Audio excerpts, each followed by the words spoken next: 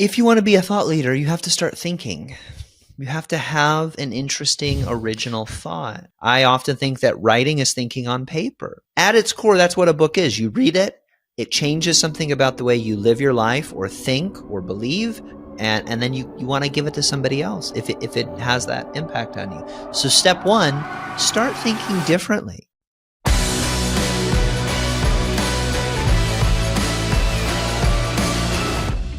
Welcome to Evolve Leadership, the arena where high-achieving leaders are challenged to redefine their limits.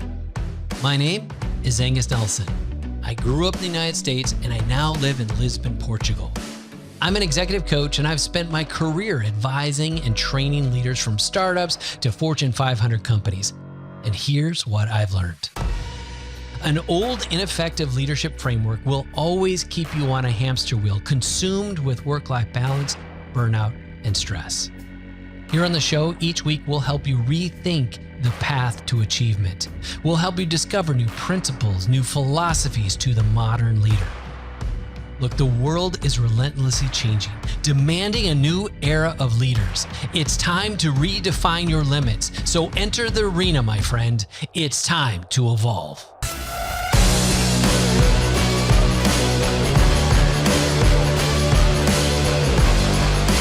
Well, hello there. Welcome to the Evolve Leadership Show. I'm your host, Angus Nelson. Today, we're going to talk with a good friend of mine, Jeff Goins. He's a writer. He is a Renaissance man. He is also one who loves to challenge status quo. He's written a number of different books. One in particular that got a lot of acclaim was You Are a Writer. He wrote a book called Artists Don't Starve and a number of other books. But today, we're going to talk about you as a thought leader. If you want to write a book, what is it that you want to say? What is it that you want to provoke? What's the legacy you want to leave? Why would you write a book? And a couple examples in here are some of the stuff from my book that I'm currently working on that Jeff has given me some feedback on. But more importantly is you. Do you have a story to tell? He's going to help you tell that story better in a way that others want to read it. Let's jump into that interview right now. Well, hey there, Jeff. Welcome to the Evolve Leadership Show. Well, hey there, Angus. I'm ready to evolve. You were sitting on that one, weren't you? No, it just came to me. I had a friend who will remain nameless who years ago was on Entrepreneur on Fire, and you know, JLD would say, "Are you ready to ignite?" You know. Yeah. And he like sort of preps you ahead of time. Hey, you know, I'm going to say this, and then you're going to say this, and he goes, "I'm not going to say that, John. I'm not saying it." Right. And he was like the only one who's ever not said it. Anyway, it's perfect. Well, we are. Are you ready to evolve? Oh my gosh, it's just not me. It's not me. No. So we are going to talk about evolving in a context, and that is, as writer extraordinaire that you are, is like, what is the context of evolving just a thought, an experience, a knowledge, and put it into something that people can read that will last beyond their time on this earth? How is it when you talk to somebody and they say, "Hey, Jeff, I want to write a book"? Yeah, I mean, I usually... everybody says they want to write a book, or many people do. And I don't dissuade them from doing it. But, you know, I don't know. It's like saying, I want to be a lifeguard or something. There are steps that you need to take to prepare for such a responsibility. And, you know, the word author is the same root word as authority. You know, and so if you were going to publish a book, you are stepping into a responsibility that you should be aware of. And usually where I start with anybody is with the big idea. Like, where does, you know, if you want to speak in evolutionary terms, where does life begin? What is the spark? How are we going to start this thing? And if we don't have that, we don't have a book. If we don't have a big idea, if we don't have something that feels exciting to both the author and the potential audience, then we're not there yet. We have not even really an idea, you know, We've just got a desire, and that's good, but that's not a book. And often people say, "Hey, I have a book. I'm working on a book, and I already, I've got an idea for a book, and I already know what the title is." And I usually try to nicely say, "No, you don't." And who cares? Like that's not where you start. You don't start with the title. That's like I'm gonna be a painter, and I've got this awesome idea for a painting, and it's called. I already got the title. It's called the Mona Lisa. It's like, well, let's hang on. Like, let's paint it first, and then we can decide what we're gonna call it. And the same thing's true with a book. So you don't start with a title. You start with a big idea. That big idea always needs to challenge your audience's assumptions in some way, and then you can kind of begin to scaffold it and start building out a structure around it and figure out what this thing is. So I'm writing a book.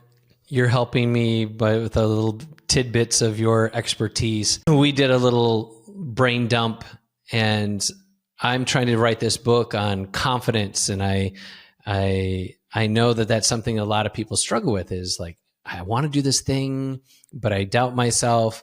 I want to step into a thing, but I don't know if I have what it takes. I don't know if I'm worthy. I don't know if I deserve, this income, this possibility, or whatever.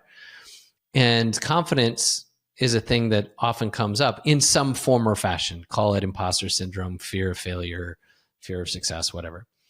And so as we were talking, and I was like, oh, I'm thinking confidence. And then you basically said, well, yeah, that and we started breaking into a bigger idea. Like, kind of reverse engineered our conversation. Like, how do you look at that in the context of what is a big idea? And just some of the other things I'm thinking of too is like, what does that look like in context of what are you going to do with this book too? Good way to think about this is kind of a series of questions. And, our conversation about that started in a bar in Nashville a few weeks ago and then continued today on a Zoom call. And the questions that you need to ask yourself, either need to ask yourself or that I essentially asked you, is question one: what is it about? And so, we might say your book is about confidence. And we just start with some general subject that we assume people are interested in. So this is about confidence. It's about creativity. It's about business, money, whatever. So you pick a subject, right? So question one is, what is it about? Question two is, what do most people say about that thing that you're going to disagree with? Because a big idea, as I said before, is an idea that challenges your audience's assumptions. So if you don't have an idea that isn't going to challenge people's assumptions, then you don't really have a book. We've heard people say things like, well, everybody said it before, but it hasn't been said by you. That's not enough. It needs to not just be somebody else's ideas in your voice. It needs to be somebody else's ideas in your voice with some new creative spin. And it doesn't have to be revolutionary. It doesn't have to be world changing. I often think that most big ideas are about 80% old, 20% new.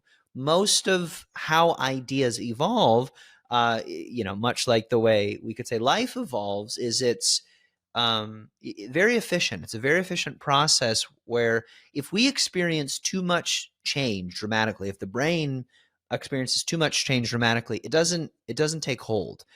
This is why crash diets don't really work. You lose 30, 40, 50 pounds, and then you gain it all back because your body actually reaches certain set points and it wants to get back to that. I mean, maybe you know what this is like. I certainly know what this is like, where I'm like, crash dieting my way through losing 20 pounds or whatever.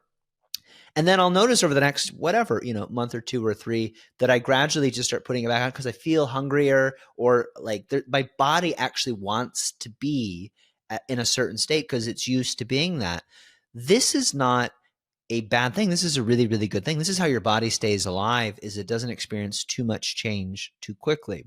I have a good friend who's basically a neuroscientist, and he says when we're retraining our brains, we're creating new habits, basically, when we're retraining our brains to think and act differently, he says all you ever want to aim for is about a 5% change. So sometimes when I'm in, a fight or flight triggered sort of state, I'll text him or I'll call him and say, hey, I'm having a hard time today. I need some help. and he'll kind of walk me through basically a series of bodily exercises, and there's silly things like, do a, raspberry with your lips, drink some water, swallow. There's certain things that your body can do that actually calms your brain down, because they're not things that you would do if you were actually in danger. If you were actually in danger, you wouldn't swallow. You would run, you wouldn't go, these are silly, superfluous things. And so when you do this, you're actually telling your brain, I know it feels scary, but we're okay. And whenever he walks me through one of these silly exercises, he goes, how do you feel? I go, not great, but I feel a little bit better. He goes, that's all we're going for, is 5% improvement. Because that's all your brain can handle. If it's too much of a dramatic change, it can't register it, and it won't hold. That's true for an idea as well.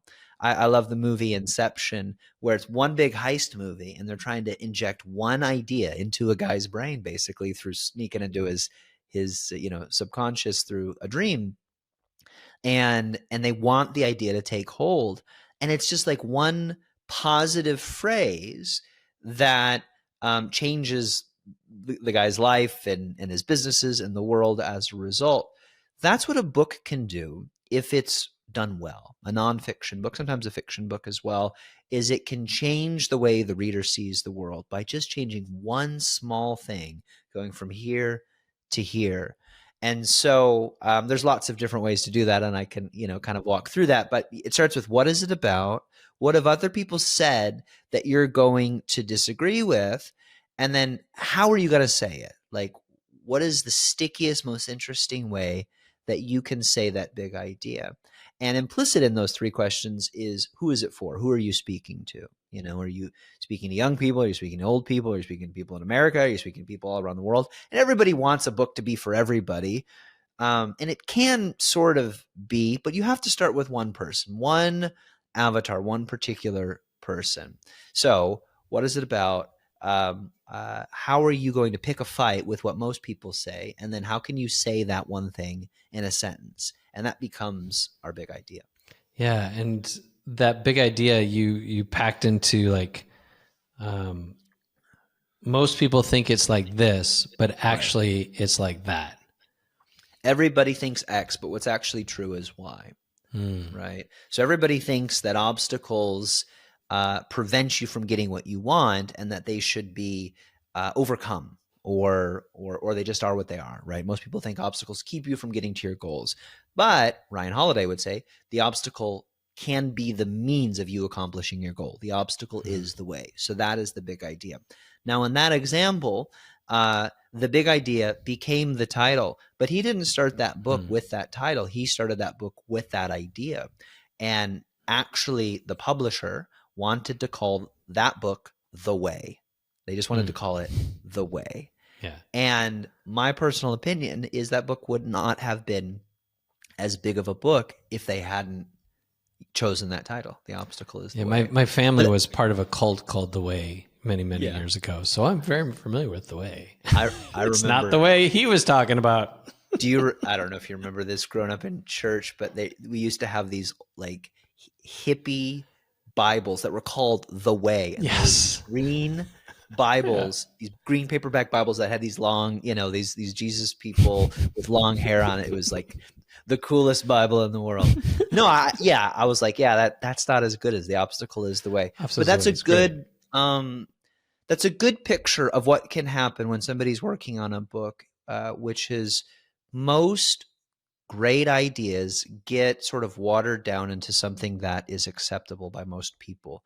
You don't want that. You want the idea you want it to be the 20% different. You want it to be a punch in the face. You want people to go, wait, what?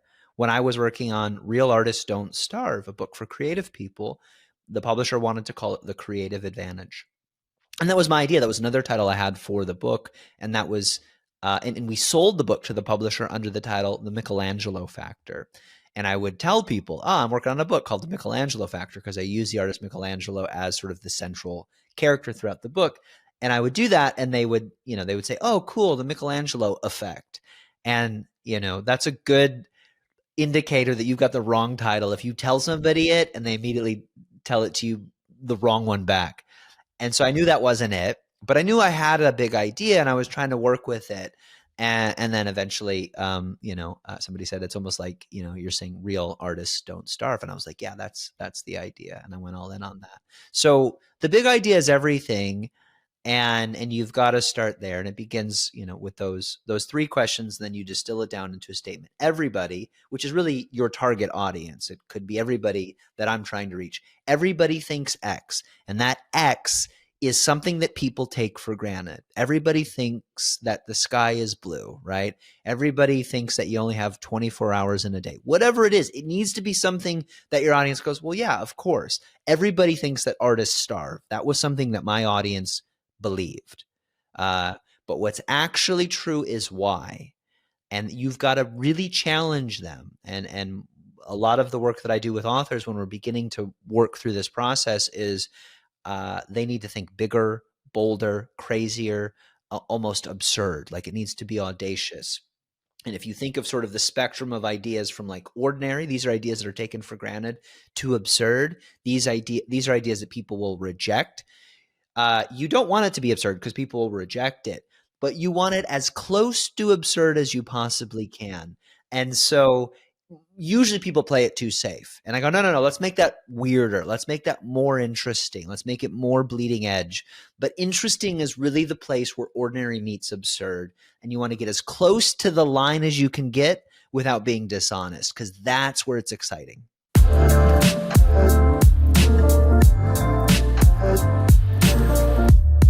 Before we continue, I want to acknowledge something important. By listening to this show, you are taking a step that many leaders are frankly unwilling to do, and that is invest in yourself. And to honor your commitment, we want to invest in you. Our research shows that elite leaders excel in 6 core areas, and we've developed a quick 2-minute assessment to help you highlight your strengths, uncover your blind spots, and see how you stack up against other top leaders. You'll get a personalized report that pinpoints the areas you can address to evolve into that next level leader. So, to see where your leadership stands, go to rankmyleadership.com. Now, back to the show. So when we have leaders that want to, executives, founders, blah, blah, they want to be the thought leaders, quote unquote, thought leaders. And so the only way to do that, I've got to write a book, and then that's going to get me conference speaking, and that's going to, make me my millions. I'm going to sell a bazillion copies, blah, blah, blah, which the percentage of people who actually sell a bazillion copies is microscopic. But it is the doorway. It's kind of, I've heard it said that a book is kind of like a business card. It opens doors for you. And if the book sucks, well, then what of it? So when someone wants to be a thought leader, the thing that they want to share is something that is more than just little tactics. It's got to have some sort of, if I'm hearing you correctly, like a belief, a shift of perspective. If you want to be a thought leader, you have to start thinking. You have to have an interesting, original thought. How novel.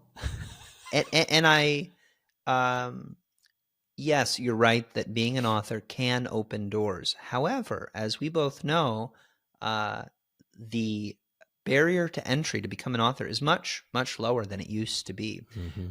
There are over 10 times as many books being published each year than there were 10 years ago. Mm-hmm. So it's just a very, very competitive space. You and I got together recently when you were in town, and a handful of like friends and colleagues and clients of yours got together, and everybody got together. People started like throwing their books down on the table. Yeah. Like we were sitting with a lot of authors. Yeah. So this idea that you're an author and that's a rare, exceptional thing, it's not so much anymore. It's still unique. Not everybody's an author. But more and more people are. And so the challenge of writing a book is not that hard anymore. You can do it. And so as a result, there are just crappier books out there. And so if you're going to stand out, you've got to stand out. You can't just like compete with everybody at the same level that they're competing. You have to get better than they are. Mm-hmm. And one of the ways to do that is to think better. I often think that writing is thinking on paper. And so if you want a better book, think better thoughts. And the problem with most, business books, self-help, personal development books is people are just regurgitating other people's ideas. I think the way that Simon Sinek did it is not a bad way to do it. He did not start with a book. People say a book is a business card. A book is not a business card. You know what a business card is? A business card. That's what like, and if you're still using business cards it's a to whole do nother business, conversation. Yeah. God love you. No, it's a book. Yeah. And it should be given, the level of respect and authority that books have carried, for the past 500 years since the invention of the printing press. These are, Seth Godin calls a book a shareable idea. It is a physical version of an idea that you can give to your friends. When you and I got together, I gave you a book. I love this function of books as, hey, I read this book called Make Your Bed and it changed my life, and I just want to give a copy of it to you. Now, there's lots of different kinds of books, but at its core, that's what a book is. You read it, it changes something about the way you live your life or think or believe, and then you want to give it to somebody else if it has that impact on you. So step one, start thinking differently. Simon Sinek didn't start with a book. He started with a TEDx talk. He was this like business consultant coach guy. And his idea was not called Start With Why. His idea, if you go back and watch that TEDx talk, is he called it like the golden circle or something. It did not become the thing, but buried in that talk was this idea you have to start with why. Most people start from the outside in. They start with what, and then how, and then they get to why if they're lucky. He goes, you got to start from the inside out. Why, and then what, and then how, or however it goes. So you have to start with why, and then it became the book, and then he became, a super megastar. But you start there. You start with something interesting. And how do you know what's interesting? Well, you actually have to study the thoughts of other people. You have to pay attention to what has been said before. So what is it about? Who has said it before? How do you disagree with that? And then say it in a sentence. Say it in a really good, Don Drapery, wordsmithed slogan kind of sentence. I just finished teaching a group of authors this process. We basically spent a few days walking through this. And I said, it's an election year here in the US. Think of your book's big idea is like your campaign slogan. Make America great again. Yes, we can. This should be something that does two things. One, pisses off everybody that doesn't agree with it. Like they should, like people hear Make America Great Again, they're pissed about it, and it should galvanize the people who want to believe that's true.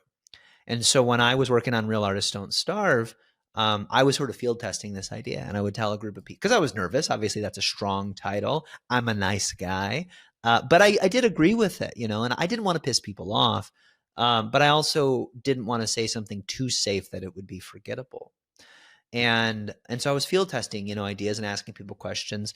And I went to a conference that I was speaking at, and I was working on the book. I was like, I was staying in this room, this like, it was like a cabin, like with a bunch of other people who were attending the conference. And I was like working on the manuscript in between sessions. And I asked this guy who was my roommate basically, and I didn't know him. And he was a creative director of an ad agency in New York City, but he really wanted to be an artist, but he couldn't do that because he just had a kid and didn't felt the challenge of being responsible for another human life, and I just said, hey, what do you think about this? I'm thinking this is like a potential title or idea for the book, Real Artists Don't Starve. What do you think? And he was like, yeah, man. Yeah. Shit. Yeah. Yeah, man. I would like read that and I'd be like, this guy's full of crap, but I'd read it to like prove him wrong. Yeah. And then I'd be like, oh man, he's right. And I hate him for it. Like he got really, he's like got this New Jersey accent. It was really fun. And I was like, oh, cool. And then I would ask somebody else and I'm like, no, I don't like that. And I knew that it was going to evoke, a visceral reaction, on one side or the other. And so, it was a bet, it was a risk. And And it paid off. I was glad that I did it. But you want an idea like that. And it doesn't have to be contentious, doesn't have to be controversial, but it needs to be powerful for you and the people that you're, wanting to reach. For example, make your bed. Simple. It's not a challenging idea. It's not a offensive idea. Except I don't really like to make my bed every day. No, nobody likes to make their bed. It's a simple idea. Yeah. And one of the ways you can think about what your big idea is think about opposites. So take something that most people think is bad and say, hey, this is actually good. Like the keto diet. I grew up with my mom having margarine in the fridge, and it was like no butter, low fat, everything, eating Triscuits and whatever. And then, 30 years later or whatever, it's like, eat as much butter as you want. It's good for you. The keto diet blew up because there was a generation of people who were told that fat was bad. And we go, no, it's the opposite. It's great for you. You should eat lots of it. So good is bad is an example, or bad is good would be an example. Old is new. That's what Make America Great Again is. Something very, very old is now new again. The obstacle is the way is actually a version of that, where he's taking stoicism and he's bringing it into a modern context. So we have this natural nostalgic belief that old things are somehow more authoritative than new things. It's not necessarily true, but we believe that as human beings. Old is new, new is old. You could also go chaos is order, or order is chaos. This one is small is big. Little things make a big difference. Malcolm Gladwell's The Tipping Point is another example of that. So anytime you tell an audience, you have heard this, but now I tell you this, right? That's interesting. And you can start a religion this way. You can lead a political revolution this way. And you certainly can write a book and become a thought leader this way. Well, you just got the recipe, y'all. If you want some help with that, I would say you reach out to Jeff. Jeff, this has been amazing. Thank you so much for coming and sharing your wisdom. If someone wants to get a hold of you, what's the best way they can do that? Shoot me an email. If you have a question about this, if you feel like you have a big idea, I love to, hear people's ideas. I'll give me a little bit of time, but I'll reply to it. You can email me at jeff@freshcomplaint.com. Fresh Complaint, just like it sounds, .com. I love that website, by the way. Fresh Complaint. Yeah. That's what I think a book can be. It's a new way of picking a fight, a fresh complaint. Well done. Well done. All right. Thanks so much, Jeff. As we wrap up another episode of Evolve Leadership, thank you so much for taking time to invest in you. If there's to be any sustainable growth in your company or even in your relationships, you must grow first. And it's what I love to do for leaders, to help them grow, to challenge their thinking, sharpen self-awareness, to instill an unshakable confidence, and ultimately upgrade their sense of self. And we do this through our proprietary method called Agile EQ Plus, where we're leveraging agile leadership and emotional intelligence. We provide our signature training for individuals, and for businesses, we've designed a unique curriculum for company-wide learning and development. If you'd like to learn more about our training or to schedule a call, you can simply go to evolveleadership.org. And until next time, stay driven, keep climbing, and never stop evolving.